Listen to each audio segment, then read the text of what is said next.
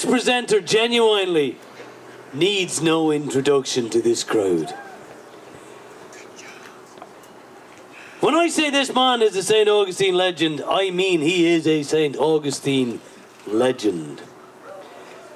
He's a graduate of Flagler College, a bachelor's in English. He got a master's in literature from the University of North Florida. For 26 years, he was a teacher of English in the St. Johns County School District, and he changed lives. This man was the reason so many kids just went to school.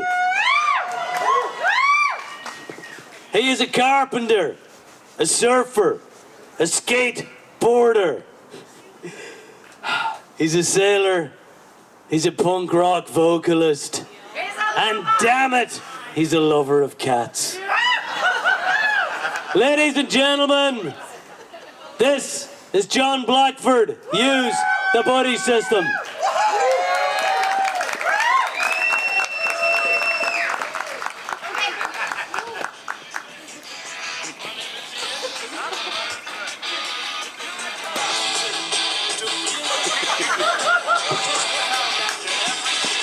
I have to do the intro music.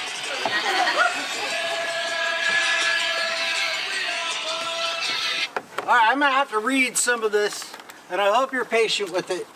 It's good to see y'all. I'm super stoked that we're all on the right side of the dirt to do this. All right, seriously, this is like, I don't know, this is an opportunity, and I feel like I'm back at Admiral Spicoli's back in 1990 or something. It's classic. All right, well, they asked me to do this, and I was like, you sure you want to give me a microphone? But all right, here we go. And like I said, I'm going to have to read some of this, but you know, I'm feeling the rest of it. All right, we're going. All right. Oh, sorry. It was a cold and stormy January evening back in 1990 when 6 of us piled out of our buddy Ratz's station wagon for a drift session. We'd run out of daylight soon, but it wouldn't take long to get swept the 2 miles or so to North Beach where we had left our cars. Water in the mid-50s with the occasional triple overhead peak. No lie. We leaped into the maelstrom and reached the sanctuary of the outside, emerging scattered and wide-eyed. I remembered catching a few waves right away, making safety exits. Then, as I was paddling out, I saw my buddy Jeff Gale about 40 feet away, floating face down next to his surfboard. Matt Doherty saw, and I saw him and went as fast as we could. I shoved his shoulder saying, Jeff, not funny. He just rolled like a log. It was a moment of recognition that aged me. No Shakespearean monologue, no long-winded profanities, just oh God. Then Doc suggested, let's put him on my board, it's bigger.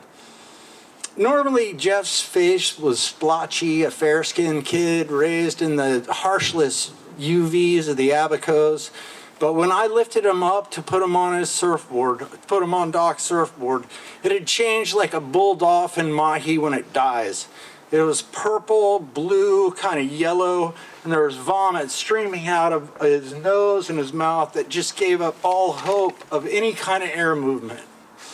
We put him on the board, face up, started paddling him in, and then suddenly ran into the obstruction of his leash.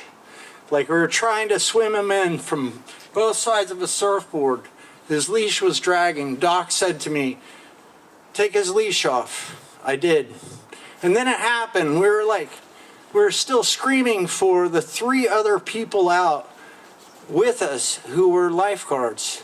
They were only like 100 feet to our north, but they were obstructed by the waves. You couldn't even see them.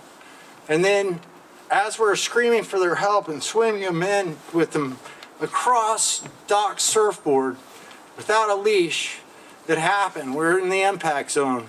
And the entire horizon stopped, hit that bottom, felt the bottom, just jacked up, pitched. And in that moment, I thought to myself, I don't know, there's no pause button on the ocean. It would have been for in a movie, it would make this perfect cinematic moment where you would just hit stop and somebody would have a chance for a Shakespearean speech, some kind of long-winded profanity, something like that. Instead, the ocean continued its pulse, as it always has, and it unloaded. And Doc and I had Jeff face up across the surfboard. There was no way that we could hold on to him if both of us tried. We would have to rip him in half. There was no other way around it. One of us had to let go. But even if we had had time to say, hey, you're going to have to let go, I'm going to hold on, neither one of us would have been able to get our hands to answer to that response. And we would not have been able to let go. The wave hit us like a bus.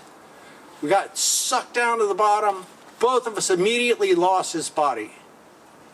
When we came to the surface, I almost experienced, I got like the spots of hypoxia. Came up to the surface, looked at Doc. Instantly we knew, without even saying anything, started zigzagging under the water looking for his body. But we had been down for so long, another wave hit us. And once we got up after that second wave, I started considering the odds that we were against. Think about it. Sunglasses, lost the ocean, or either found instantly or not at all. I started to wonder how long I would stay out there looking. What do you say to a friend's parents you've lost, who you've never met after you lost them in the surf? You go, did the Kraken get them? Was it a sea monster? How do you say you gave up? I mean, after a certain period, does it matter? Do you even keep looking? And I would have made any kind of Faustian deal. I was looking for any kind of divine intervention. Anything. I would have sold my soul to find him. Dove down again, zigzagged around, about to give up, running out of air.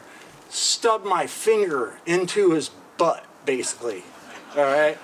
Not in, you know what I mean, like, and grabbed his wetsuit at the depth of my leash, 6 feet down. I have nightmares where it's an exchange. I go down, he comes up. I grabbed his butt, brought him up. Right then, Chris Laird totally took control. He was right there out of the other group of people who were there. The other three who were north of us we had been screaming for were right there. Chris Laird said, Blackford, get the boards in. I was like, yes. It was Doc mark the road. Eric, call 911. Rob, do mouth to mouth. They started doing mouth to mouth on him in the water. As they started to do mouth to mouth on him, I thought I heard them say he's breathing, and I left.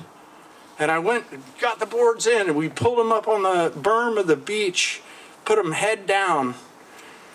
And right then, Chris Laird started doing chest pumps. And normally you would see like fish squirting out, like in a cartoon, right? But instead, this is like Osteen shrimp lunch coming up, right?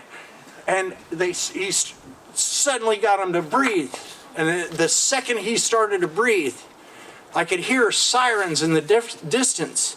Eric had, for calling 911, he had broken into somebody's house while they were eating dinner, grabbed their telephone and called 911, okay? So he starts breathing, and as he's breathing, he begins to howl. The most horrifying sound, I can't even describe this to you. The idea of this 180-pound, 6'2" animal fighting for its life, like a child in a nightmare. But as he started to breathe, he started to scream louder and louder and tossing and turning from side to side, almost as if he began thrashing. Suddenly, EMTs came over the dune with a pallet and bags, and if one fell swoop, they ended up clearing him, putting like some kind of pump thing on his face, and then there were like the guy in charge started struggling against him, and he was like, sedative, he's going into trauma or something like that. Chris Laird, who had taken charge the whole time, was like, I don't think you want to do that. This guy hasn't been breathing for a long time. And they were like, stay back, which is I respect completely. And then they ended up, boom, taking him over the dune, and he was gone. And we were looking at the ocean, and we were wondering, well, it's the ocean. Does it have a heart? It has a pulse. Is there any way we can give up our superstitions now? What do we know? It's bigger than us, and the more you know about the ocean, the more you don't know. And at that point, we ended up like 3 days later with Jeff coming home, his brain not functioning worse nor better than it had before. His parents had taken us out for beer and like suggested that we were heroes. And we were like, what are you talking about? We couldn't leave him out there.